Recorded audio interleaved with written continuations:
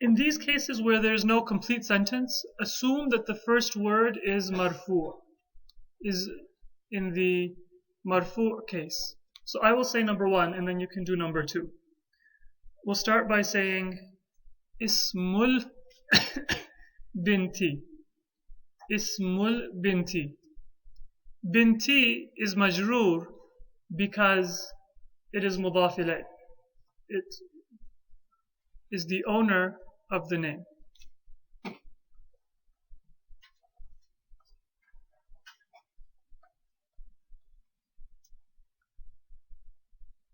Ismu, there's no reason for it to be ismu. It could be isma or ismi, but we'll assume that it's marfu'.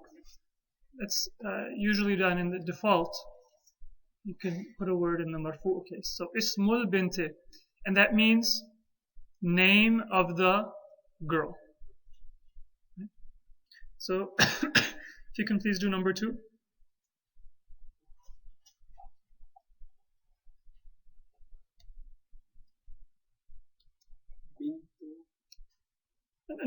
Number two is below it.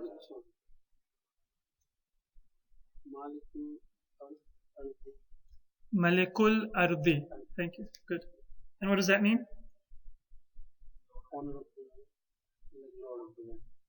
So, king of the earth. Malik is king.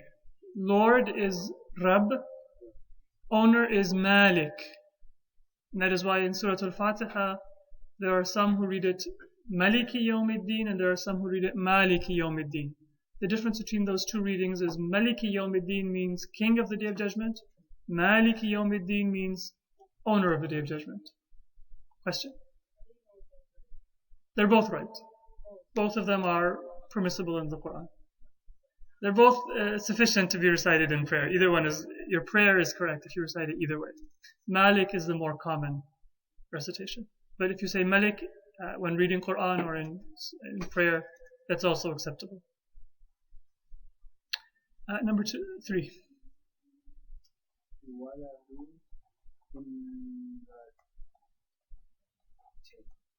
So it's waladu, and then how will that phrase be pronounced? So it's the son of a woman. Right? Yeah, son of a lady or a woman.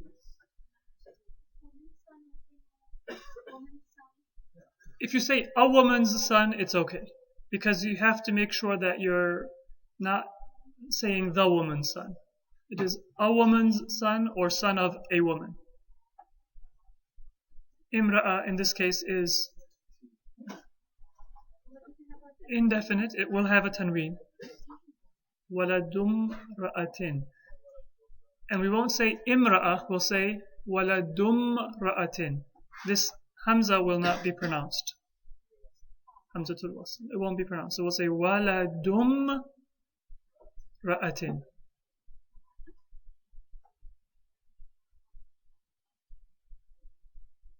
Remember that. In the word imra'a, meaning woman, the hamza will only be pronounced at the beginning of a sentence. In the middle of a sentence, it will be dropped.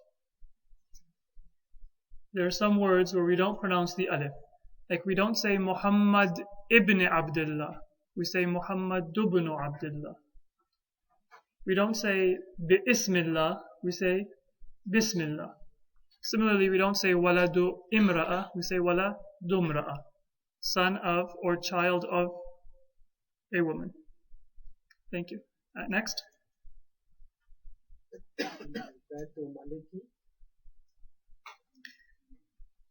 Baytu Maliki. Why Maliki? It is mudaf ilayh, so there will be jar. But will it take tanween or will it not take tanween?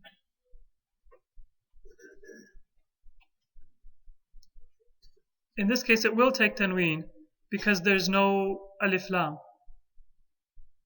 Right? So you'll say Baytu Malikin. What does that mean?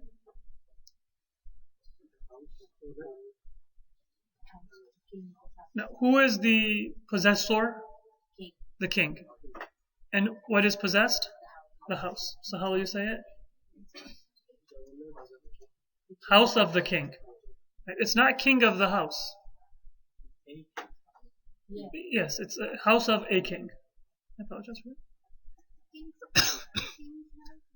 You can say a king's house, or you can say house of a king. So don't get the two confused. Don't say king of the house. This is house of the king, house of a king. The one that comes second is the owner. And in English, if you want to make it easy, use the phrase with of, right? Because then the order will be the same. So you'll say Baytu Malikin, house of a king. And then you can rearrange it and say a king's house. But start by using the of phrase in English. Next one. Rabbul Bayti. Rabbul Bayti. Good. What does that mean? The Lord's house. Say it with the of phrase first. The Lord of the house. The Lord of the house. Or the house's Lord. Questions? Could you also say house of the Lord? No, you can't say house of the Lord, because we're not talking about the house, we're talking about the Lord. So it's the Lord of the house that we're talking about. So if this is a sentence, right, we'll say Rabbul Bayti, for example,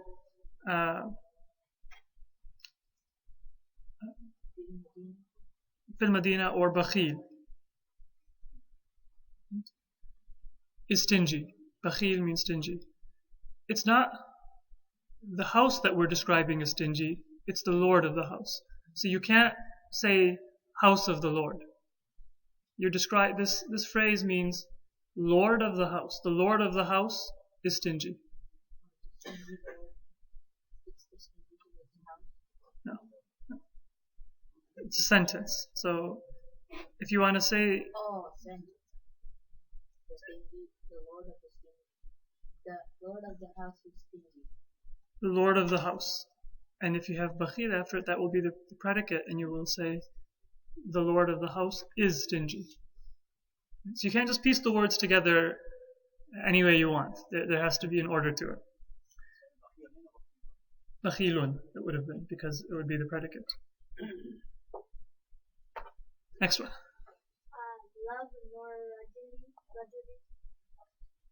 I'll give you a hint.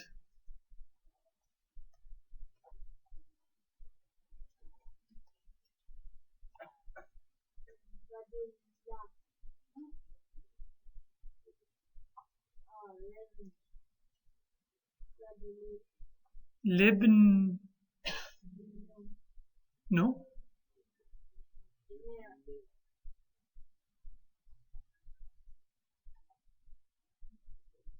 Libnir Rajuli. Why? The lam gives jar to ibn. And why is it Rajuli and not Rajulu or Rajula? Go ahead. No, it doesn't have to match. This is not, if it were an adjective, it would match. But this is not an adjective. We're saying for ibn, the son, ar-rajul, of the man. For the son of the man. So it's not matching, but it's mudaf ilayh. Now, it happens to be the case that they match. But this kasra is because of the lam.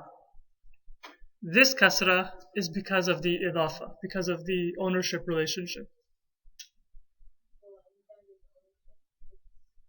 The mudaf ilay, or the owner, will have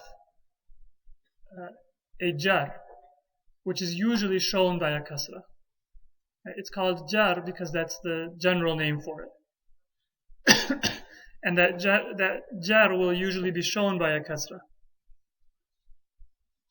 So now across question? It's like it is the son of the man, is it possible to make that a sentence because there's two prepositional phrases? No, it's not a sentence. So libni rajuli will never be a sentence because it's for the son of the man or for the man's son. You will need to put something else to complete the thought to make it a sentence. It is for the son of the man. Yeah, something would have to be added. Sisters, you can continue the example number 7. Thank you.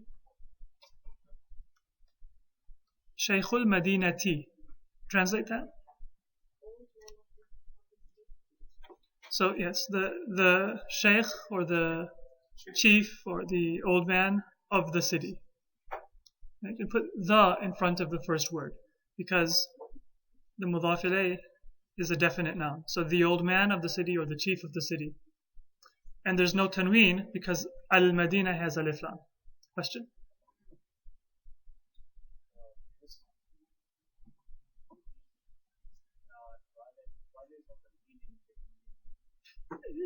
That's a good question. The question was, in libnir rajuli, why is there no tanween? Ibn here does not have alif lam, right? It's li and then ibnir rajul. Why does ibn not have a tanween?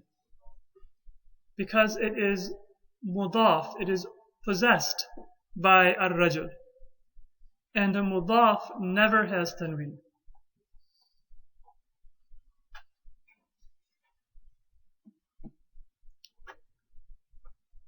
Next one. Kitabu bintin. Notice that there is a tanween in bintin in the translation. A book of a girl or the book of a girl. Well, in English, you can translate it as a girl's book. Or you could say the book of a girl. It would convey the same sense. But probably a girl's book would be the most accurate.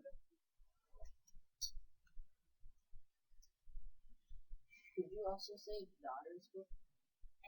It could be a daughter's book, yeah. It could be. But bint in a general sense means a girl. Next one, please.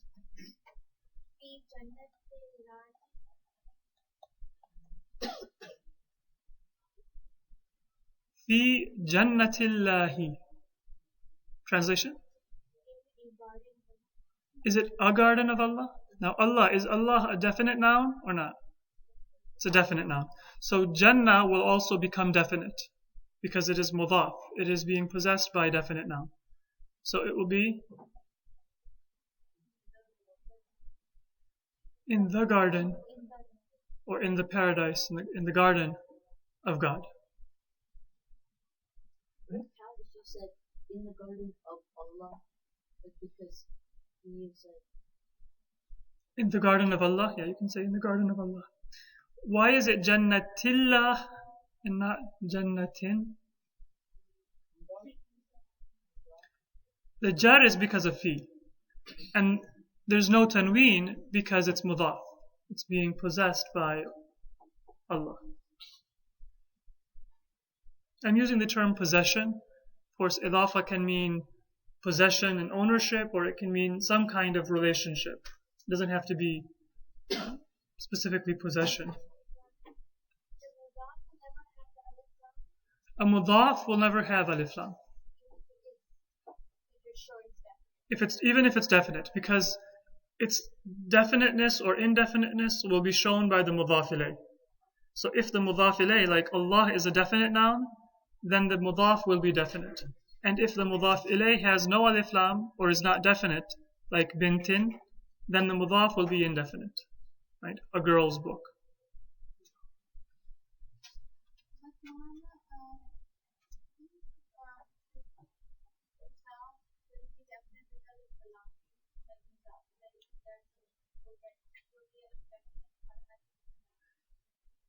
If the mudhaf ilayh is indefinite, the mudhaf will also be indefinite.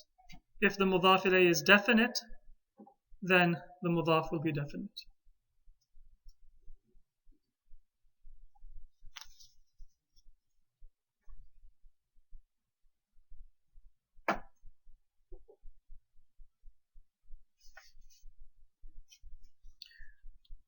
Okay, let's move on now to the next set of examples. Sister, if you can give us the Arabic for God's earth. Ardullahi. God's earth. Ardullahi. Question? Ardur Rabb. That would mean the Lord's earth. And so if it says God, then the word for God is Allah in Arabic. Next one, a prophet's city. Madinatu Nabiyyin. City of a prophet, or a prophet's city. Madinatu Nabiyyin. The Apostles' Book.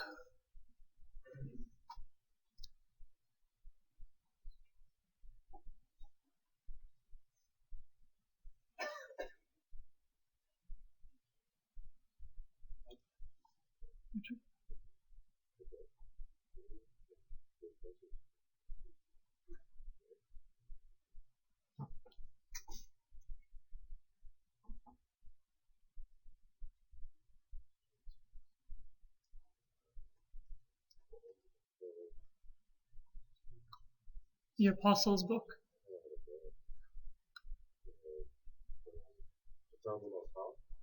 So, Kitabu,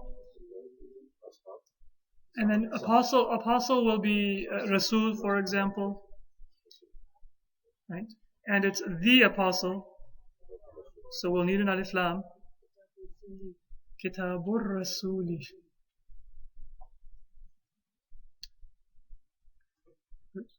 Muhammad's child. Muhammad's child.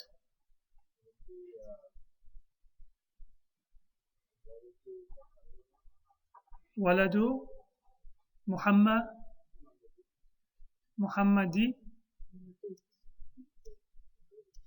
Muhammadin. You're right, there will be a kasra because it is mudaf ilayh. There will also be a tanween because Muhammadin does not have alif lam. There's no obstacle to giving it tanween. Remember, a tanween can come on a definite noun. It cannot come on a noun with alif lam.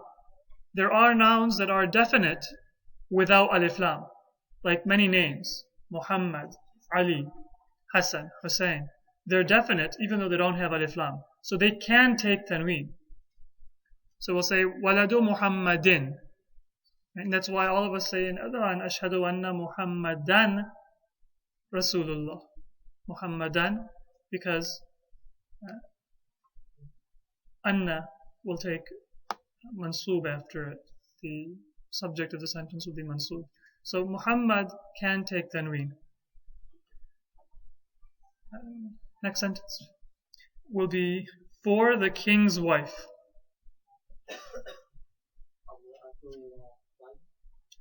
So you can say imra'a. Perhaps a better term would be zawja, for wife. And then for, not fi, li. Right? So li,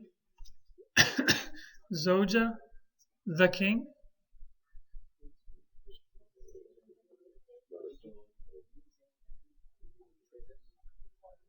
Al-Malik.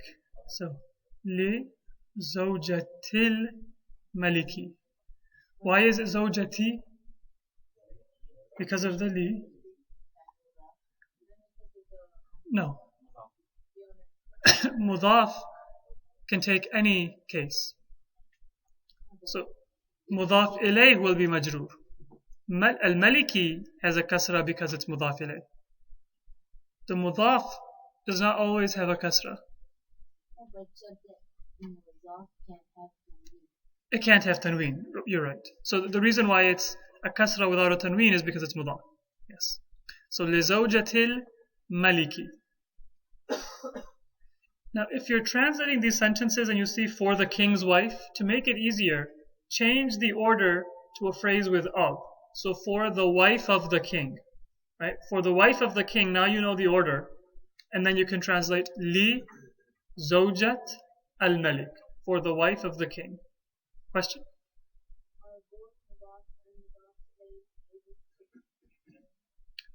Mudaf can never take tanween. Mudaf ilay can take tanween if it's allowed to have tanween. It doesn't have alif lam. For yes, for the sentence, could it also be limra'atil maliki? Would it be the same? You could say limra'atil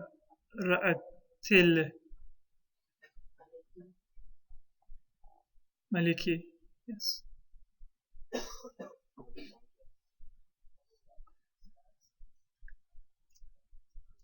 Sometimes the word imra'a is used for wife, but the more common word in Arabic is zawja.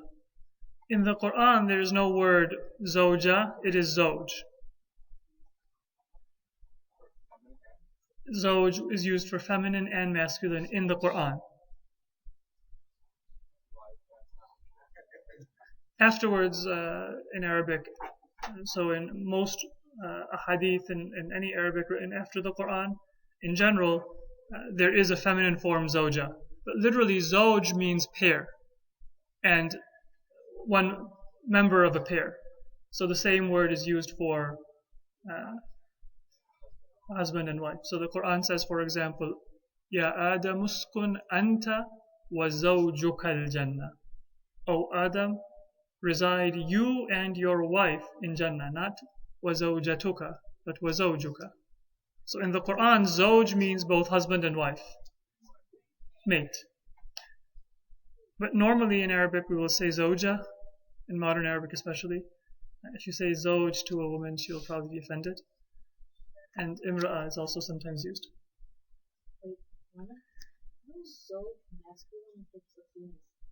No, zawj in the Quran is used for both masculine and feminine. There are some words that are used for both masculine and feminine.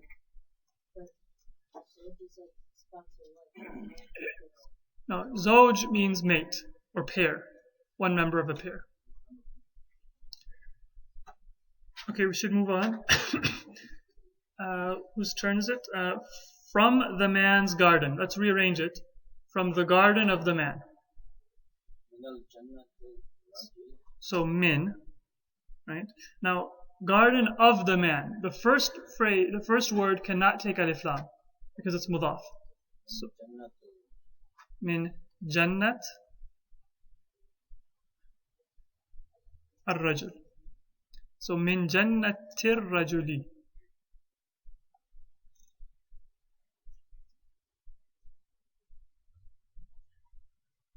Is that clear? Min jannatir rajuli. From the garden of the man. Yes, hadiqa is okay. Hadiqa is actually better. But jannah is acceptable as well.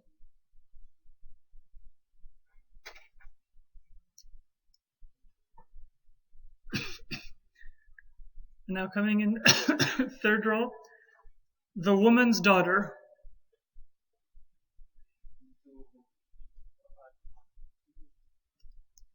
Bintul mar'ati. Right? The word imra'a, when you add alif lam, becomes al-mar'a. Daughter is bint, so bintul mar'ati. Next one. This is tricky. The old man's master. Before we translate it, let's rearrange it. So the old man's master is the master of the old man, right? So the master will be what? Okay, you can say Malik.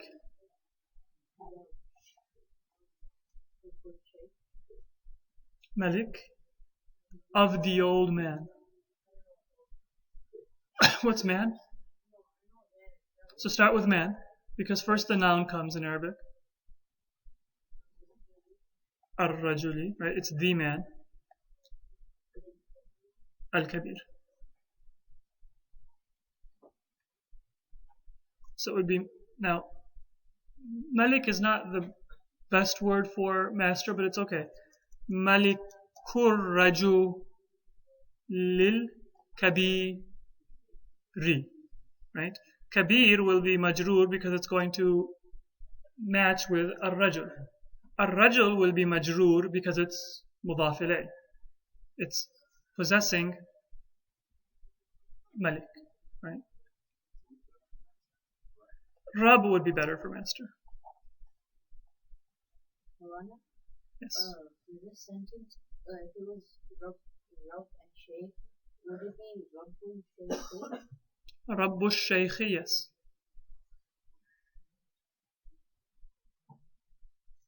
You can say that too. Rabbu shaykh. Because shaykh by itself, one of the meanings of shaykh is old man.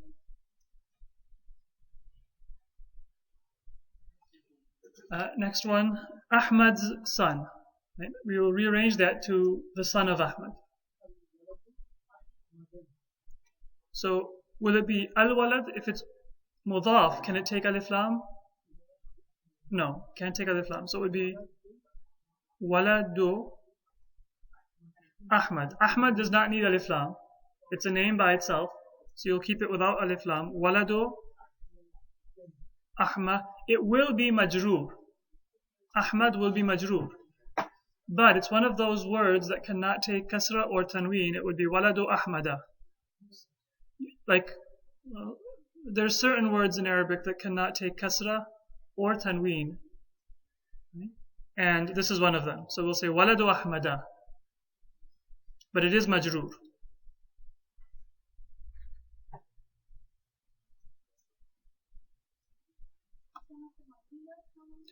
No, it's not mabni. It does change, but was it lesson 2? Yes, it's غير منصرف. It does not take tanween or kasra. Next one, the Lord's house. So the Lord's house, let's rearrange it. House of the Lord.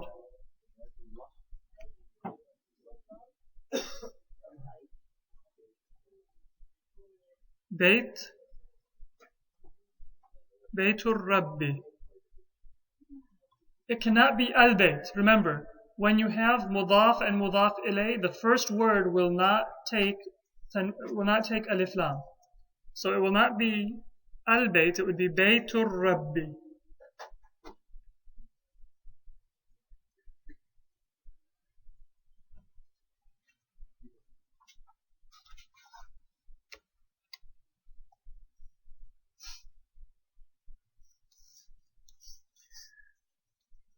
Okay, now moving across to the sister's side, translate the sentence into English. First read the sentence and then translate it into English.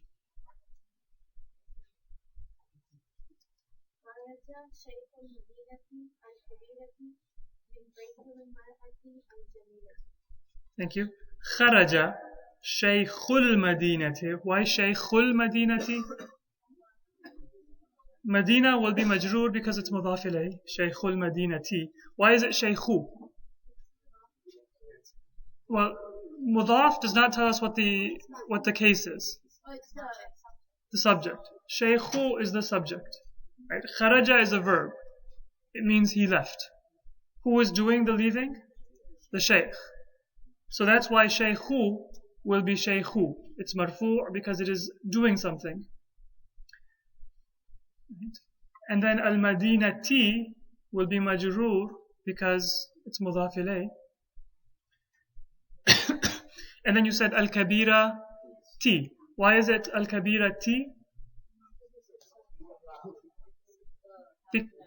It has to match al-Madina. It's the big city. Right? So al-Kabira T will match al-Madina. Min bayti al-mar'a T. Why is it Bayti? Because of min. Why is it al-mar'ati? Because it's mudaf ilayh, right? It's the house of the woman. Al-jamila T. The jamilati will match with al-mar'a. I will translate it, I apologize. خرج شيخ المدينة الكبيرة من بيت المرأة الجميلة. The chief of the large city left from the house of the beautiful woman. Could you also do from his house with the beautiful woman? No, you can't say with because there's no with there. There's no word to mean with. So it's left from. Min means from. Right? Make sure that you are looking at the sentence and seeing exactly how the pieces fit together. These sentences, I apologize for any translations that we would prefer not to have been given to us, but that's part of the book's exercises. Next sentence, please.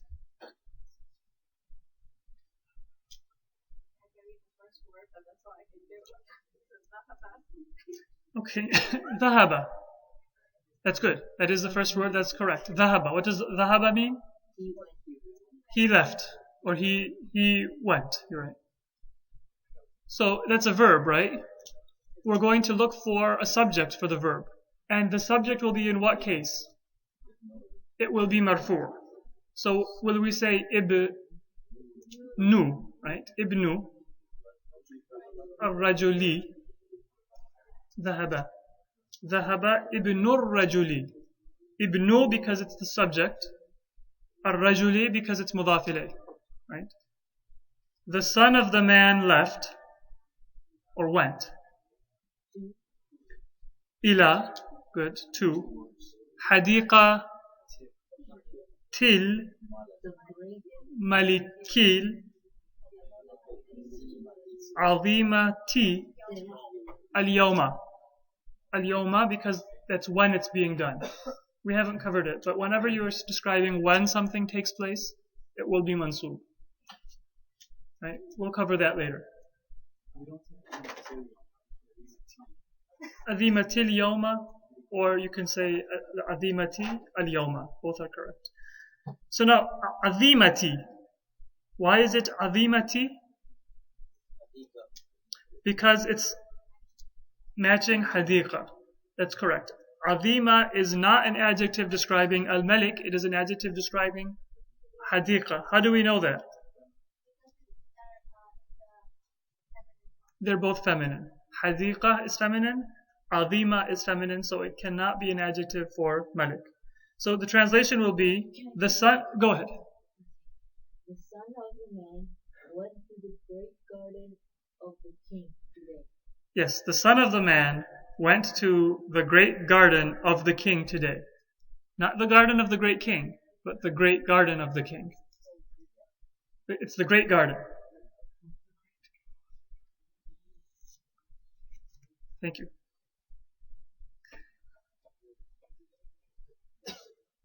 Number 3.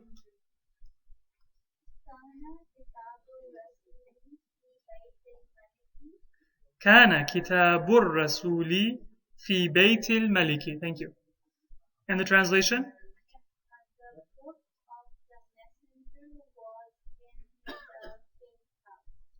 Yes.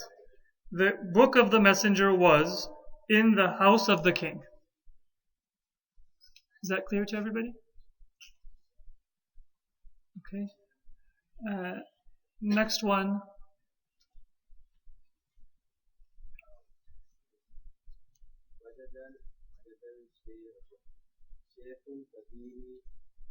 وجد الشيخ الكبير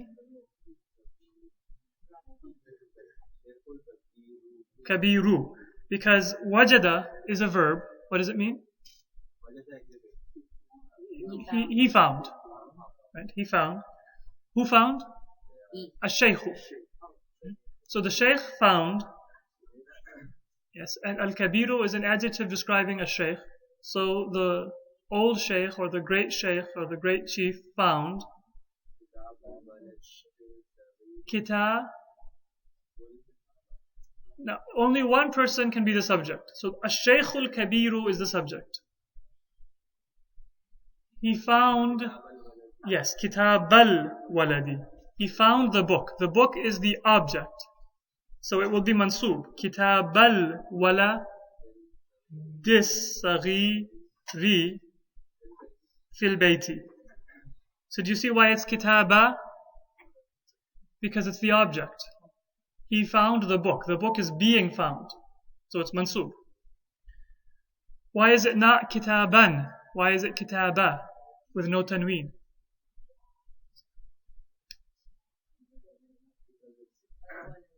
Yes, because it's mudaf. Right? It is not just a book, but it is the book of the child. Right? So the great sheikh found the book of the small child in the house. Tell me if it's possible for saghir to maybe be describing the book and not describing the child. Is that a possibility in this sentence or no?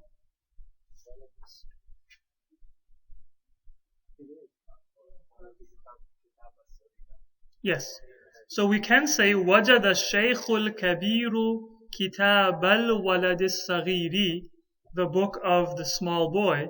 But we could also say كِتَابَ الْوَلَدِ الصَّغِيرَ and consider صغير to be an adjective of kitab. So kitaba and as-saghira. Right? The great sheikh found the small book of the child in the house. It's grammatically okay. It's probably not the way the sentence was intended though. But do you see why it's grammatically okay? Because as-saghir is masculine and kitab and walad are both masculine. So it could be an adjective for either one. And both of them are definite. As-saghir, al-walad is definite because it has alif lam, and kitab is definite because it is mudaf to al-walad. Isn't kitab is without al part, so saghir has to match? Kitab does not have alif lam, that is correct. But because it is mudaf to al-walad, it is considered to be definite. Right? Think of it this way. If I say father of Zayd, right? Abu Zayd. If Zayd is definite, then his father will also be definite. Right? Because it will be Zayd's father. If I say Abu Rajul, because Rajul is unknown, it could be any man, the father will also be indefinite. So if the mudaf ilay, if the second word is definite, if it's a name of somebody or if it has an alif lam, then of course the mudaf will also become definite because it is owned by that definite thing. So in this case, kitab does not have alif lam, but it is kitabul walad, the kitab al walad, the book of the boy. So it will be considered definite. If we have to connect the kitab with the saghir, that is kitab to the al-kitab. No, you will not add al to kitab. Kitab al-walad will stay as it is. And then as-saghir will either be as-saghira if it describes kitab or as-saghiri if it describes walad. That's the only difference that will come. It will match the i'rab of whichever word it describes. Next sentence.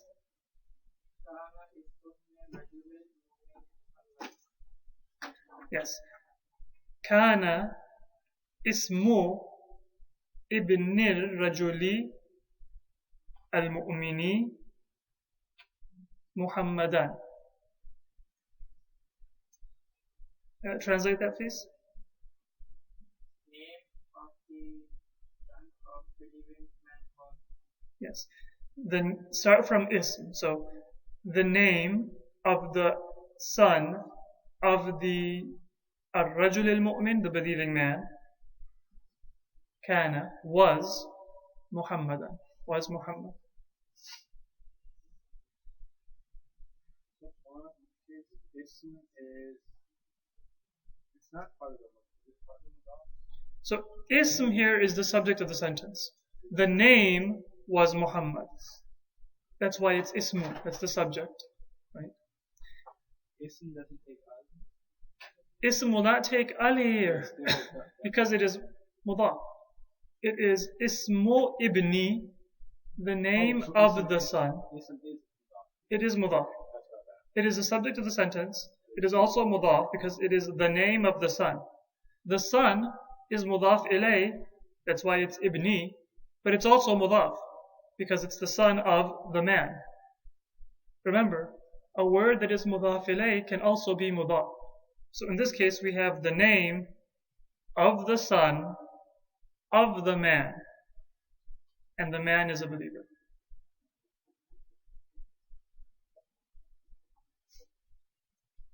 What is al-mu'min an adjective for? Ar-rajul, correct. Can it also be an adjective for ibn? Why not? It can be. So it could be kana ismu ibn ar-rajul al-mu'mini. It would still be mu'mini because ibn is also majroor. In this case, you can't tell by the i'rab because ibn is majroor, ar-rajul is majroor. But it could be an adjective for either one. It could be the son of the believing man, or it could be the believing son of the man.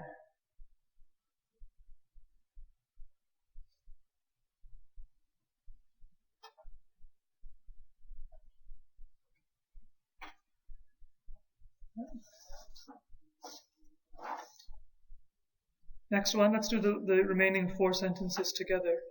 دخل الرجل بي.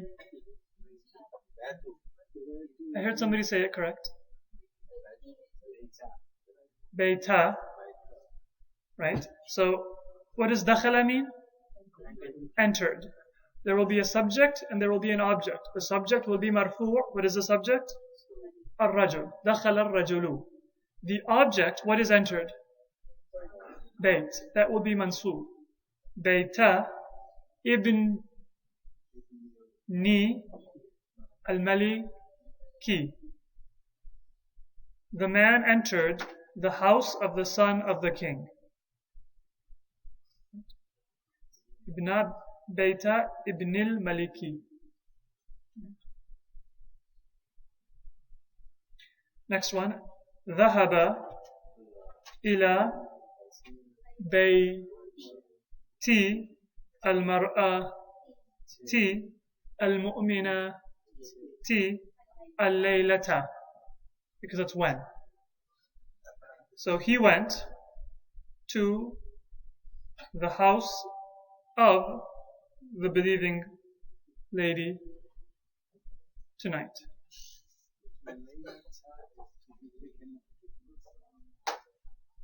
We'll talk about adverbs later. So right now just memorize that word. Al-laylata means tonight. Al-yawma means today. Al-laylata means tonight. Yeah, it's an adverb of time. Inna kitab ar-rasul lil mu'mini. Verily, the book of the messenger is for the believer.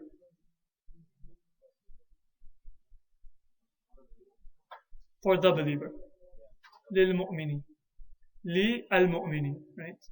For the believer. But it's not. Al mu'min will be shortened to lil mu'min when you add the lam. وجد النبي you, this subject, fa'il. وجد النبي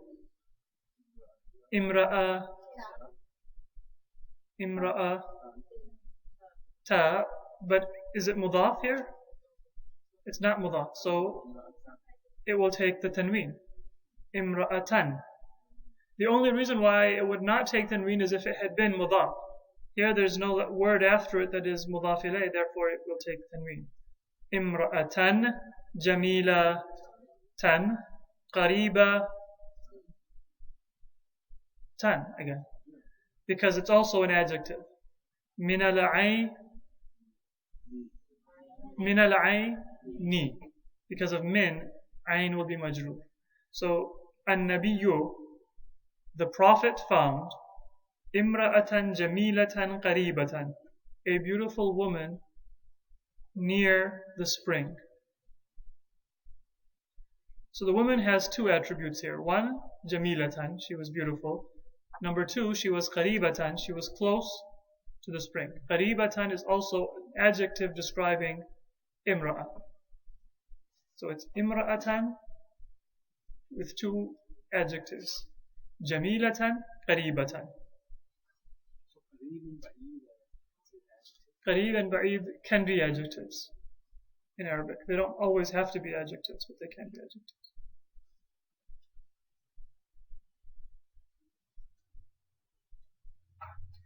In this sentence, we don't have to regard them as adjectives as well, but just to keep it simple for now, we'll consider them to be adjectives.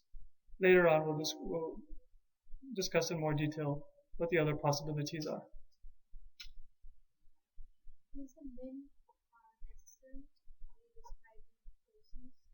When you're describing closeness, then use min. So you'll say, Ana qareebun min al-masjid.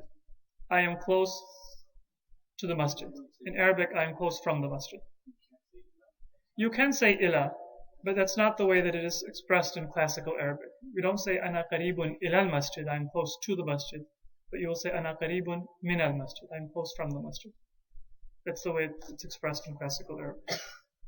And now let's translate the sentences, there's 6 sentences, into Arabic. Let's do this together. The child's Lord's house is near here. So this will be the house of the Lord of the child. The house of the Lord of the child. Well, it's mudaf, so we won't say al. Right? So, Baytul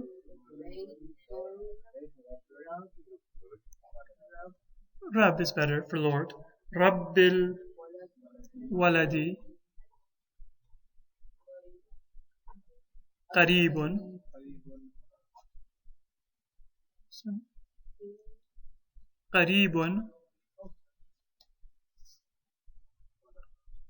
min huna. Yes. In Arabic, to say closeness, you will use min. So, Baytu Rabbil Waladi Qareebun min huna. This is the subject of the sentence. Baytu Rabbil Waladi.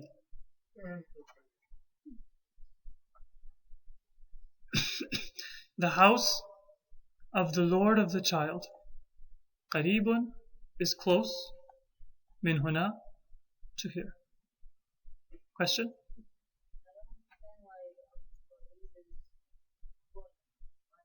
Because whenever you have a sentence, the subject and the predicate will both be marfu'. We'll say Muhammadun Nabiyyun. Muhammad is a prophet. Marfu' will usually be with a dhamma. Marfu' means that it is in a certain case in Arabic that describes the subject of a sentence. And usually you'll see that case be shown by a dhamma.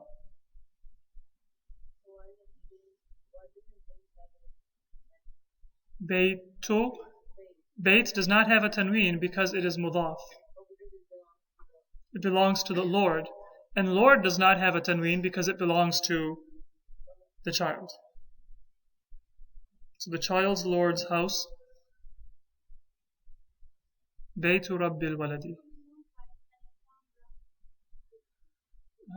No word that is mudaf will take alif lam. So in this case, Bayt is mudaf, it won't take alif lam. Rab is mudaf ilay, it is Lord of the house, but it is also mudaf, Because the Lord is of the child. Yes, if it's mudaf, it will not take alif lam. The apostle of God went to the city of the great king. We will start in Arabic with the verb. What's the verb in that sentence? Went. ذهب. ذهب. And then who went? Rasulullahi. Rasulullahi, because it's the subject. And Allah is mudaf ilay, so it'll be majroor. And then to the city, so ila. The city of the great king. So the city?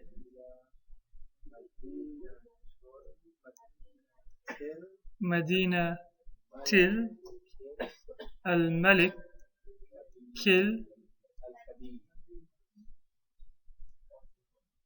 Kabiri or Azimi, both are correct. So ila Madinatil Malik, the city of the king, Al-Kabir, who is great, or Al-Azim, who is great.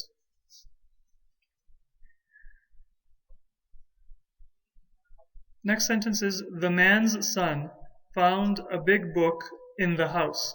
Once again, we will want to start with the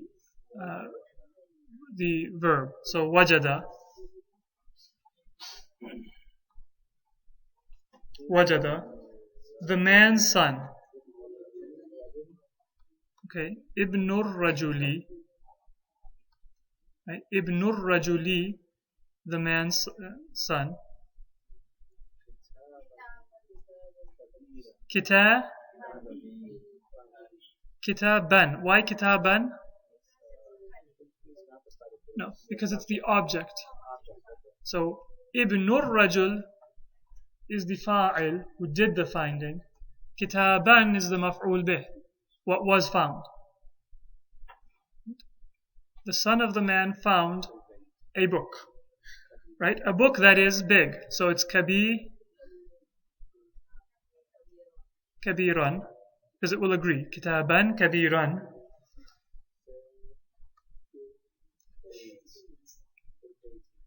Fil bayti, in the house. The beautiful garden is for the king's wife. So this is a sentence with a subject and a predicate. Al-hadiqa tu al-jamilatu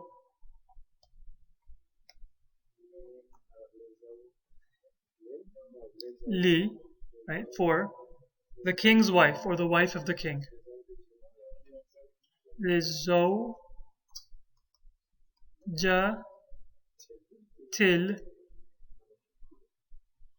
maliki.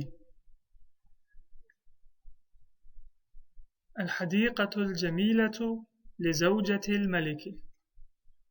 The beautiful garden is for the king's wife. The Prophet's city is near Mecca. The Prophet's city means the city of the Prophet. So that will be Madina Tun Nabi Madina Tu An-Nabiyye, right? So it's Madina Tu An-Nabiyye. But when we bring it together, it will be Madina Tun Nabiyye. No tanween, it's Madina Tu. But it will connect to An-Nabi. So Madina Tu An-Nabiyye or Madina Tun Nabiyye is near Qari. So Madina Tun Nabiyya, Qaribatun. They will have to agree because this predicate is describing the sentence. Qaribatun min Makkata. Makkah is one of those words that does not take kasra. So when it is majroor, when it is in the majroor case, it will take a fatha. It does not take the tanween as well. So Madinatun Nabiyye Qaribatun min Makkata. The woman's child is a believer in the apostle of God. So the woman's child will be the child of the woman. Walad is fine. Waladu al-mar'ati. Waladul mar'ati, the child of the woman, is a believer. Mu'minun, because it's a walad. Right? We're assuming it's a boy. Mu'minun. Right? So waladul mar'ati mu'minun. The child of the woman is a believer. That's a complete sentence by itself. But here we're saying he's a believer in, and in Arabic, to believe in something is iman bi. Right? So mu'minun bi, the apostle of God.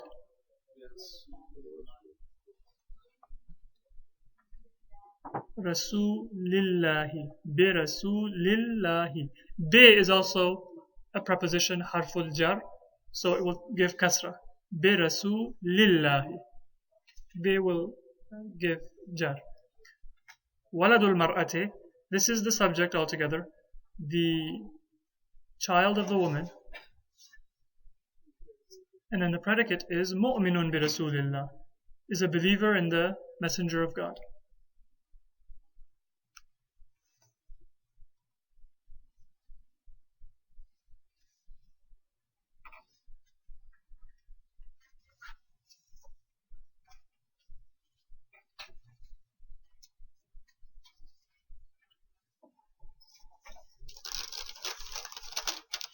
So please remember, for next week, inshallah, we will be doing the exercises for lesson 4.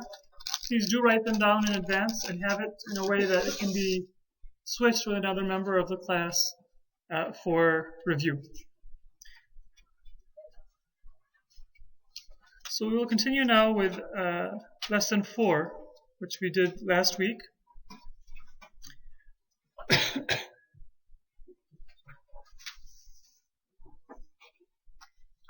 And let's just quickly review. We talked about the dual last week. Right? The dual is when you want to describe two of a noun. Let's take the simple word kitab. How will I make that dual? Kitab means one book, right? Kitabani, or kitabaini.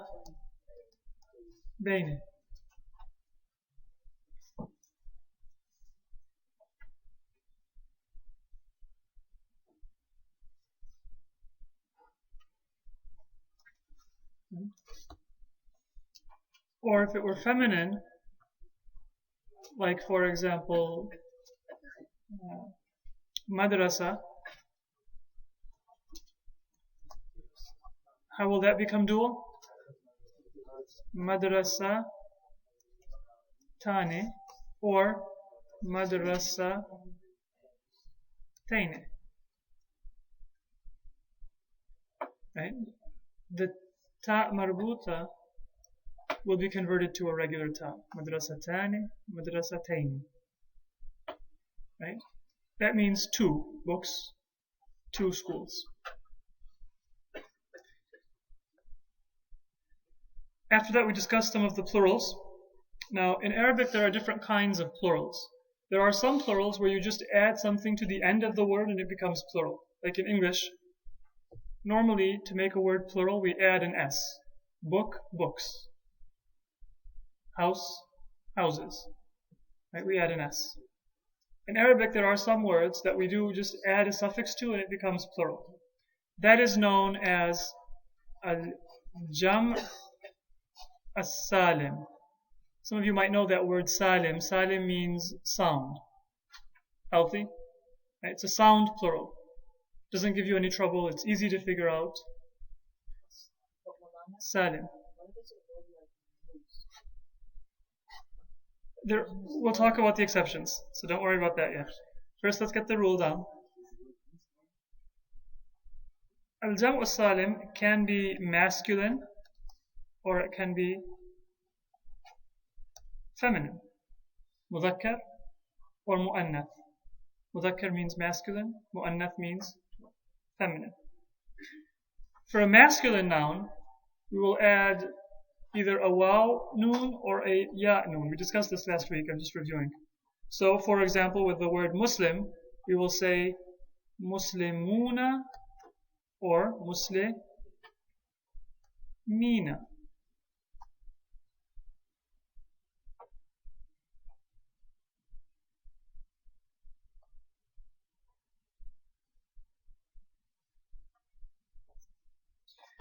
For the feminine sound plural, we will take the feminine form and we will add alif and ta. But notice that the ta marbuta, if there is a ta marbuta, will be dropped.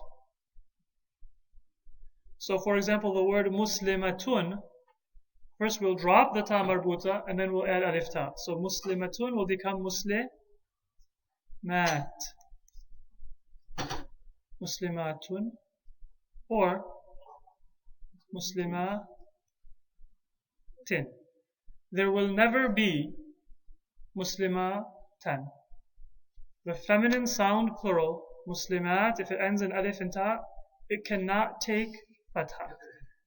It can have dhamma if it's marfu. If it's majroor, it will take kasra. If it's mansoob, it will also take kasra.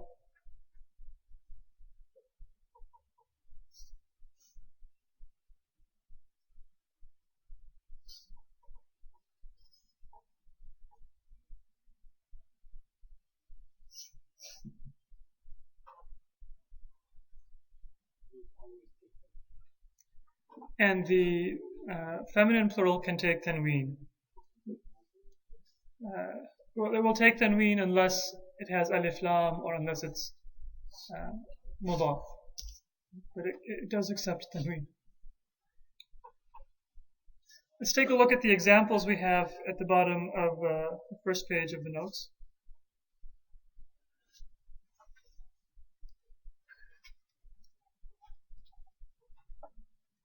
أولئك هم المؤمنون.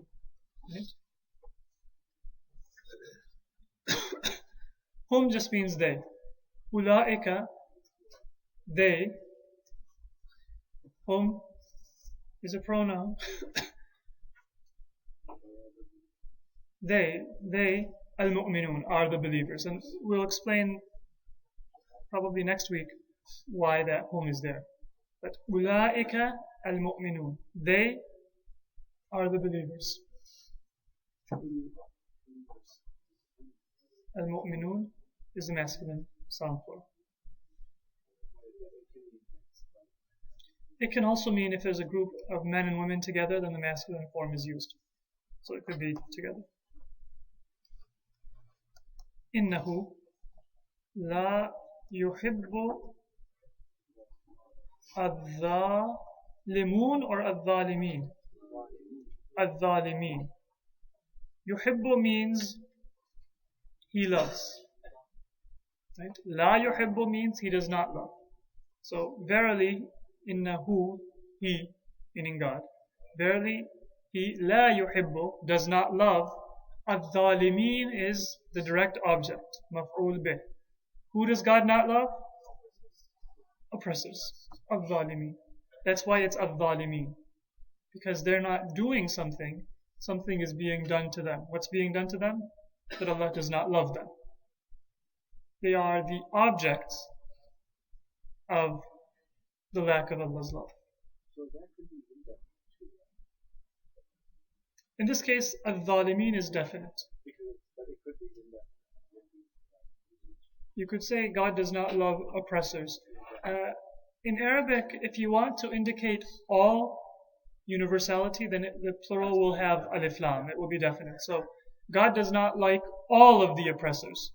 So you will say al-zalimin as a group. If I were to say in Arabic zalimin, it would just mean maybe 3 or 4. God does not like some oppressors. But we're saying God does not like any oppressors. God does not like all of them. Al-zalimin, altogether. فيه آيات بينات. Ayatun is the plural of ayah. Bayyinatun is the plural of bayyina. Right? This together is the subject.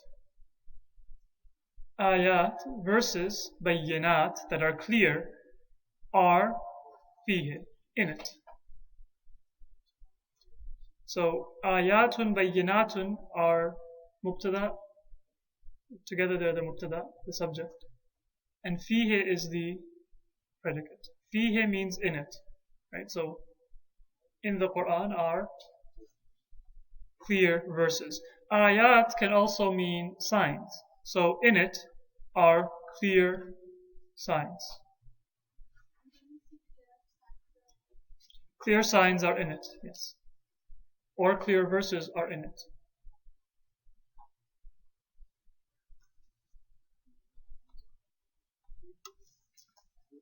And then the next example, Ya ayyuhar rusulu kulu min at-tayyibat. Ya ayyuhar rusulu.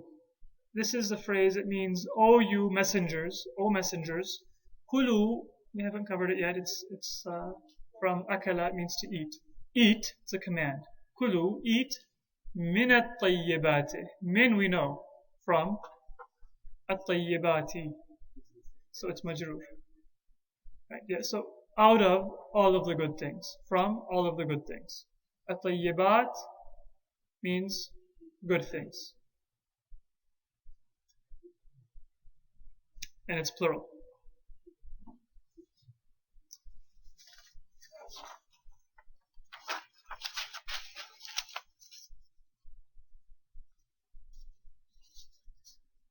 So we know dual, and we know two types of plural so far. The sound masculine plural, muslimuna, muslimina, and the sound feminine plural, muslimat or muslimatin. Now, do you remember that when we have a word that is mudaf, if it has tanween, what happens to the tanween? It's dropped.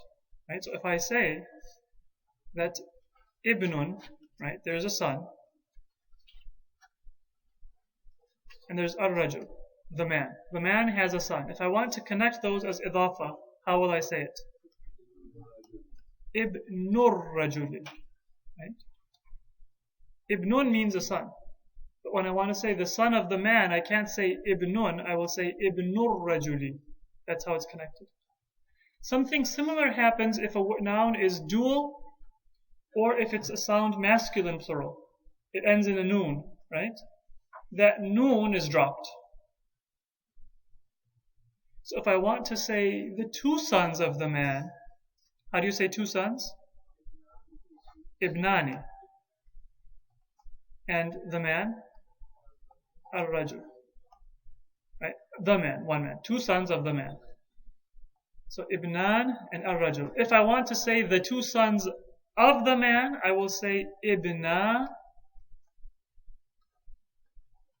Al-Rajul. The noon will drop. But we know it's dual because there's that alif that has been added. Ibna Al-Rajuli.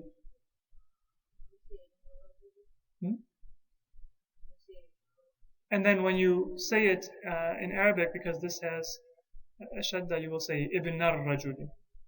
So it will be shortened like that. But if you want to say the two words separately, you can say Ibna ar-Rajul, just to indicate that it's dual.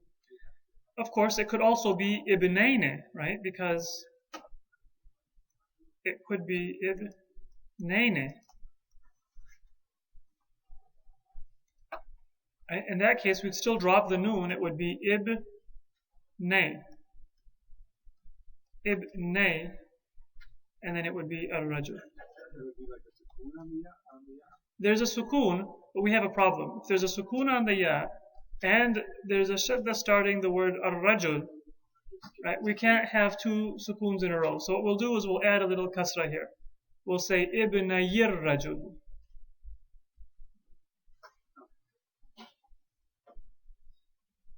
So we can say ibna al-rajuli or ibnayir rajuli.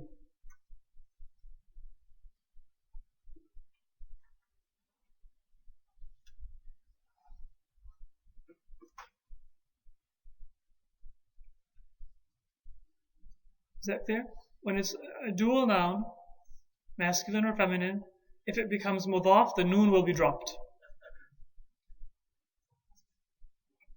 So Ibna is that's Ibna is marfu, right? marfu, ibnay is mansub or majroor.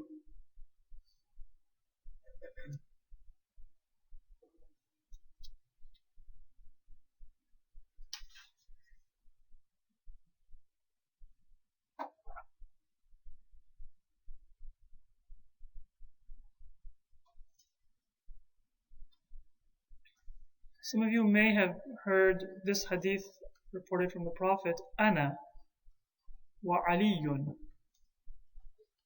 abawa هذه الأمة. Ana, I, wa Aliyun, and Ali, they're both the subject. So that's why it's Aliyun. Right? I and Ali. And then the predicate, abawa, that's why it's marfu, right? It was abawani. It's marfu because it has an alif. Abawani, but it's mudaf. So it becomes abawa hadhihi ummati. I and Ali, subject, are abawa, the two fathers of this ummah. So this one, that's mudaf. Well, hadhihi ummah is the mudaf ilayh. Yeah. Hadhihi and ummah are like noun and adjective. That's noun and adjective. In Arabic, yeah. We'll talk about that, the relationship. But That is mudaf. mudaf ilayh. Hadihi is mudaf ilayh here. Abawa hadihi, the fathers of this. Oh, okay. And this is described by ummah. So ummah is describing this. No, it's not coming between the mudaf and the mudaf ilayh. Hadihi is the mudaf ilayh. Right? If there was no ummah here, you could say, Ana wa Aliyun abawa hadihi. I and Ali are the fathers of this. But we don't know what this is, so that's why we put ummah after it. Ummah is not the mudaf ilayh. Hadihi is the mudaf ilayh, the fathers of this. Ummah is simply there as an adjective to describe what this is. We'll talk about that. Exactly what it is. Think of it as an adjective. We don't need to be precise in all details right now. It's describing this.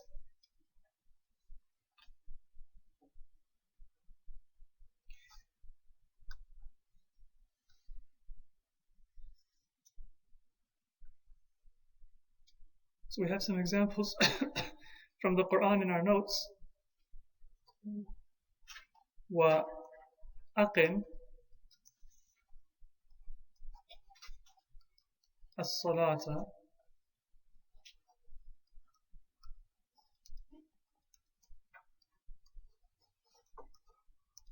طرف النهار. أقم الصلاة. Yes, establish the prayer. Right, from iqama. أقم الصلاة. It's a command. Well, don't worry about that because we haven't covered it yet. أقم الصلاة. Establish.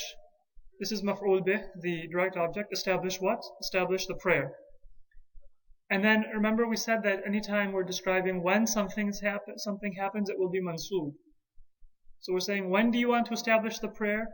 Taraf means at the edge. Right? Tarafane means the two edges. But because it's describing when something happens, it will be mansub. What's the mansub form of tarafane? Tarafaine. Tarafaine. It's mansub, right? Tarafaine. But it's not just at the two edges. I could have said aqimis salata tarafaine. Establish the prayer at the two ends, or at two ends. But we're not just saying at two ends, we're saying at the two ends of something. the two ends of what? Of an-nahar, the day. So because it's idafa, we'll drop the noon. طرفي النهار. And then to pronounce it, we'll have to say طرفي النهار. That's a verse of Quran. أقم الصلاة طرفي النهار. At the two edges of the day. What does that mean? Well, here's the problem.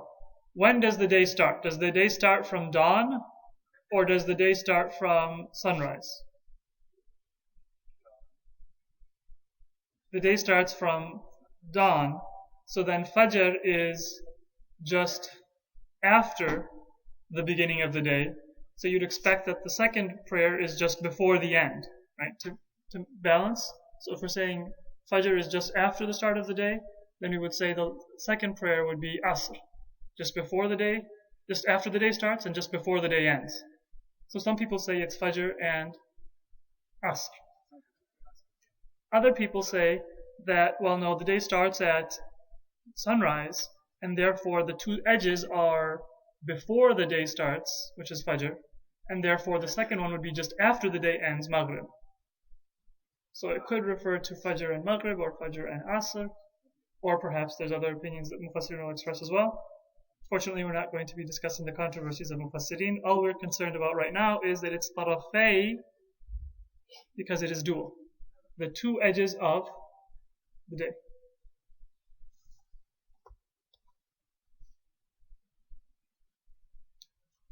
Everybody good with that? Going once? Going twice? Next verse.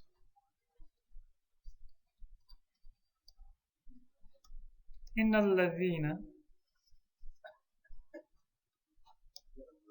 توفاهم is a verb.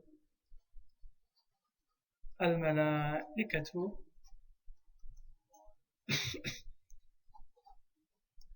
ظالمي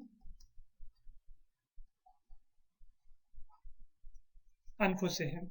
Now, in this sentence and in all of these verses of Quran, there are many words and many grammatical forms that you are not familiar with. Don't worry about those. There's also a lot of things that you are familiar with.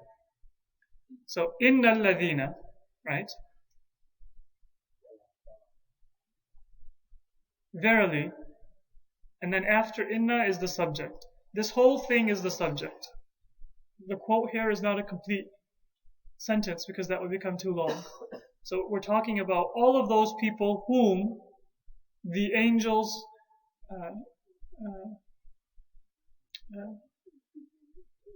cause to die while they are oppressing themselves.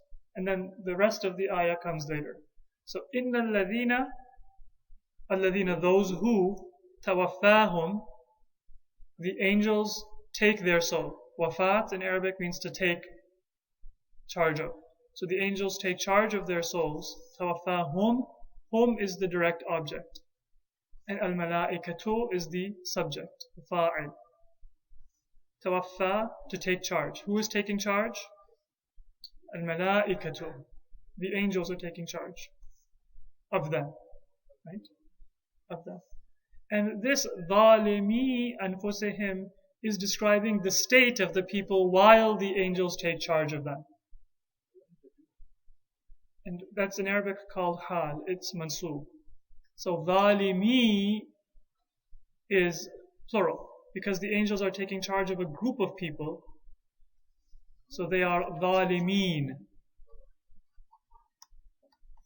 Right? توفاهم الملائكة ظالمين, in the state of oppression. But here, we don't want to just say in the state of being oppressors. This is mudaf.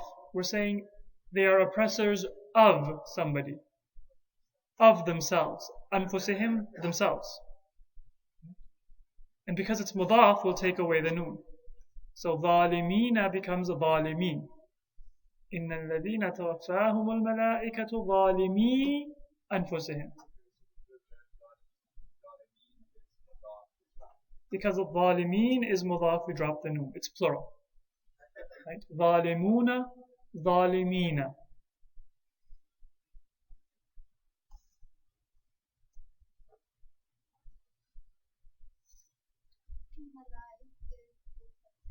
Malaikatu is the subject. And this hum is the object. The angels take charge of them. ظالمي أنفسهم, while they are oppressors of themselves. The first one? Sure. أقم الصلاة, because it's saying establish the prayer. The prayer is what is being established. It's the direct object. The subject is you. You establish it. It's a command. We have an easy one next. Ya Bani Isra'ila. O children of Israel. Children of Israel. Bani is a very familiar word, Banuna or Banina. Right? Meaning it's the plural of ibn. Banun or banin, the children of. But when it becomes mudaf, we'll drop the noon. Banu or bani. So we'll say bani because it's the children of Israel. Right? And Israel is mudaf ilayh. And it's غير منصرف. It does not take a kasra or a tanween, so we say Isra'ila. But it's mudaf ilayh, it's majroor. Majroor, but it doesn't take kasra. And all of you are familiar with this word. We say Banu Umayya or Bani Umayya because the children of Umayya, it's mudaf. Banu Hashim or Bani Hashim, the children of Hashim. Right? It can be Banu Hashim or Bani Hashim depending on the sentence. Banu Abbas or Bani Abbas depending on the case. So Banuna, whenever it's mudaf, and it's usually mudaf when it comes, the children of a tribe or the children of a father, then the noon will be dropped. So Banu or Bani is actually Banuna or Banina. Because of idafa, the noon will drop.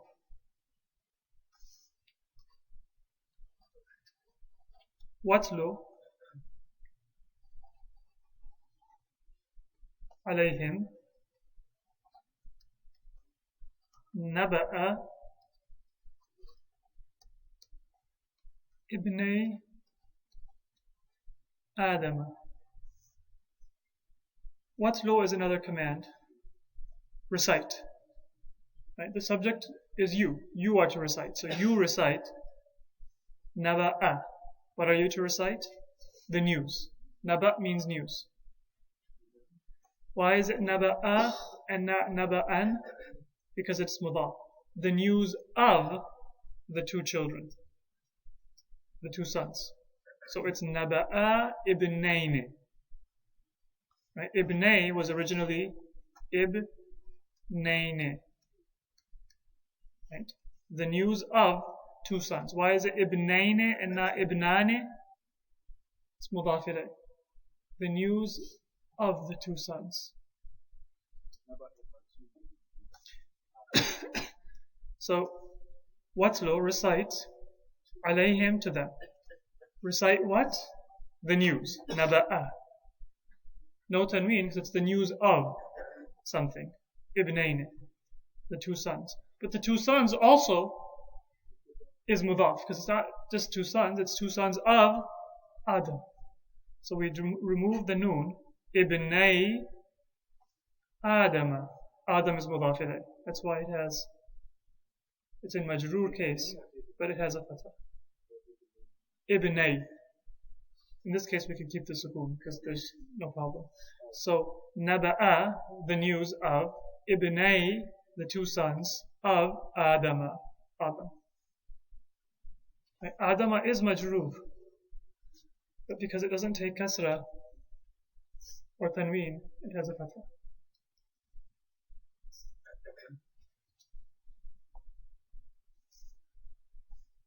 Why is Naba'a mansoob? It's the object. You are reciting something, you are commanded to recite. What are you commanded to recite? The news. The Prophet is being commanded. Recite this. What? Naba'a of Ibnayn, the two sons. Ibnay Adam, the two sons of Adam. So the noon is dropped.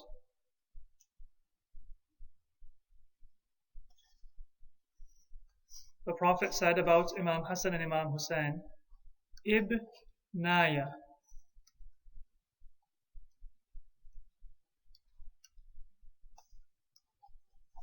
Adani. Imamani. Ibnaya. Ya is a pronoun meaning of me, right? So it was Ibnane, two sons, of me. That's mudaf, right? So plus ya, the two sons of me, that's idafa, so we take off the noon, it becomes Ibnaya. So if you add like that, like a key or anything like that, If you add a pronoun that is the possessor, then it's idafa. It's considered idafa. The two sons of me, Ibnaya. Right? Ibnaya, my two sons, Hadane, these ones. Imamani are imams. They're leaders. Ibnaya Hadane is the subject. Mubtada. That's why, what is the case of Ibnaya? Marfu, because it has an alif. The Prophet did not say Ibnayya. He said Ibnaya. Why is it marfu? Because it's the subject. The subject is marfu. Ibnaya Hadani, these two sons. Imamani, this is the predicate. And the predicate is also, in what case? Marfu. Just like we would say, Zaydun imamun. Zayd is an imam, Zaydun and imamun. In that case, marfu would show with the dhamma. Zaydun and imamun. In this case, marfu is showing with an alif because it's dual. Ibna, Hadani imamani.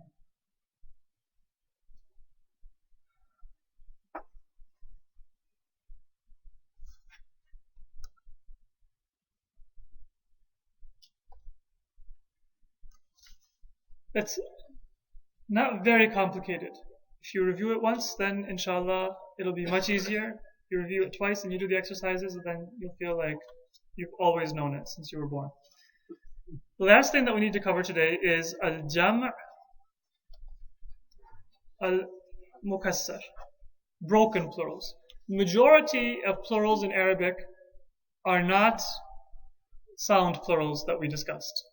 Majority of plurals in Arabic, you can't just add something to the end of the word and it becomes plural. The majority of plurals in Arabic are like in English we say child, children, foot, feet.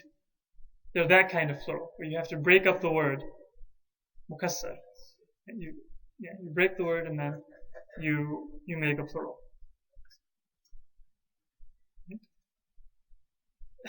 If you look at the notes,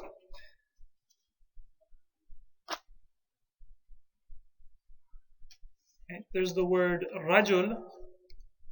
The plural is rijal.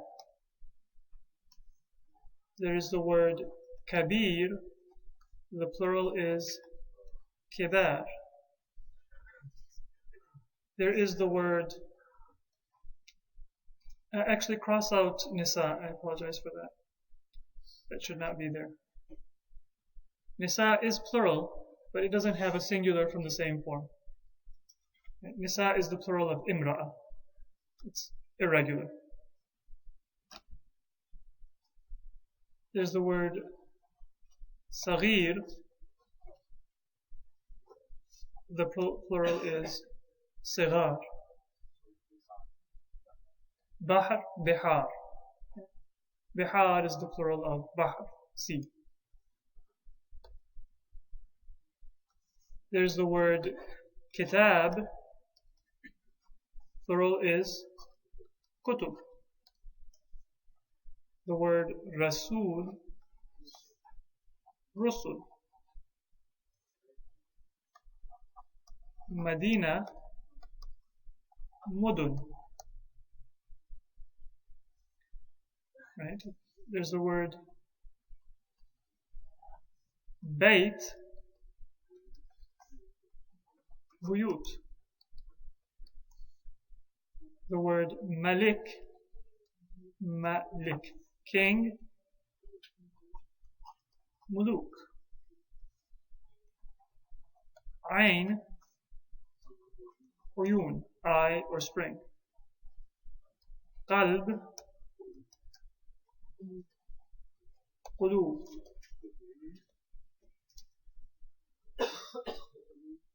There's the word Rabb, Arbab. Walad, Awlad. Ruh, Arwah. Qalam, Aqlam. So there's different patterns, right? And you will start to see some patterns. Many of these plurals you will be familiar with because you have seen them. Like many of you have seen the word kutub or aqlam. Some of them might be unfamiliar.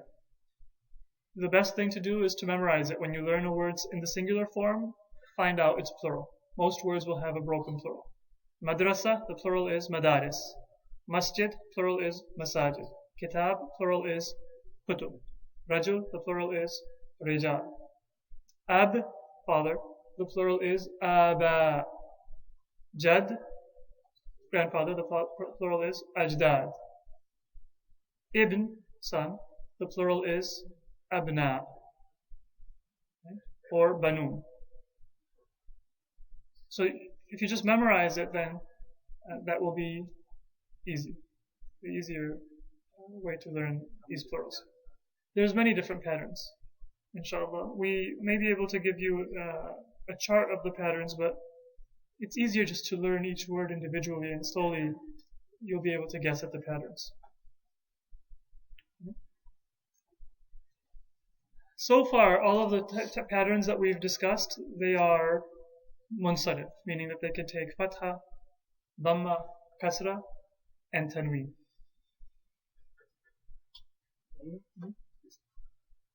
There are some forms of plural that are ghair munsarif, and I will give you a brief introduction to those. There's a few other examples of broken plurals for words that we've covered so far. Ard, the plural is aradin. Aradun is also one of the forms. That's also used. So some words do have more than one plural. Aradin, and you can also say aradun or aradin. Both of them are used. So you can have two different plurals for a word. Nafs, the plural is anfus. Nufus is also used.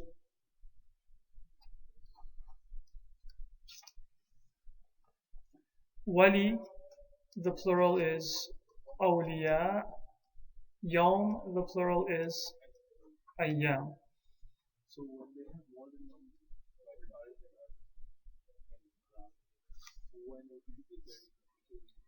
some words do have more than one plural. In some cases, they both can be used in the same way. In some cases, the meaning will be different. So for example, we have an Arabic word amr. What does amr mean? Command. Or it can also mean affair, matter. Right? This is the affair, or this is our matter. It's not your matter. Right? So amr can have several meanings. It has two plurals. One plural is umur. Right? This is the plural that's used if it's affair. Right? Like this is my business. Hadihi umuri. They're my business, my affairs. It also means command, and the plural there is awamir. so if Awamir was using the sentence, you know that it's talking about Yes, the singular could mean either command or business. But the plural, umur, is usually used for affairs. Awamir is used for commands. Another example is the word bayt. If it means house, the plural will be buyut. But what else does bayt mean for the poets? Couplet of poetry, right? And the plural there is abyat. Bayt means a couplet, 2 lines of poetry. So you say bayt al-shi'r, the couplet of poetry. You won't say buyut as the plural for couplet. You say abyat. So sometimes a word will have 2 plurals, and the 2 plurals will have different meanings.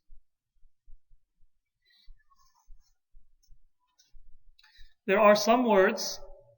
We had a question earlier today. What about moose? What's the plural of moose in English? Meese. Not meese. No, it's still moose.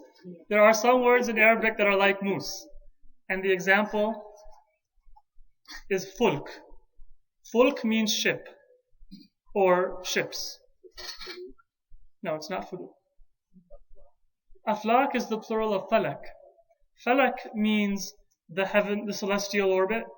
Aflak means the celestial orbits, heavenly orbits. But fulk, as in al-fulk al-jariya, ما خلقت سماء مبنية ولا أرضا مبنية ولا فلكا يدور ولا بحرا يجري ولا fulkan. Tasri is better because fulk is the ships that run, or fulkan yasri, a ship that runs or ships that run. So fulk is both singular and plural, right? Just like moose and meese. Right? Moose. Moose and moose. But most words in Arabic will have a different plural. There are some plurals that are غير منصرف. Let me just give you a few of the patterns so you can recognize them. Masajidu. You will never say masajidun. Mafatihu. You will never say mafatihun.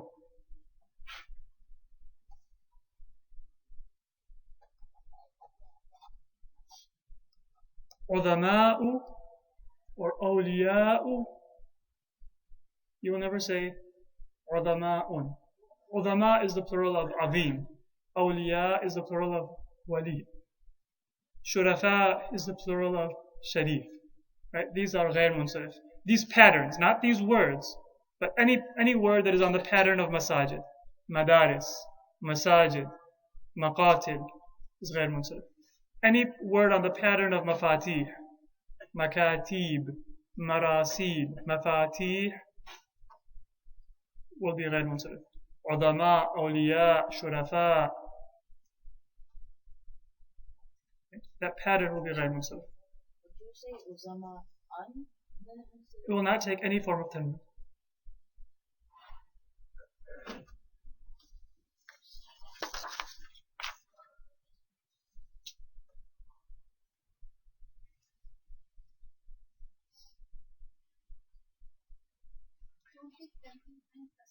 It won't take tanween or kasra. So that covers all of the types of plural.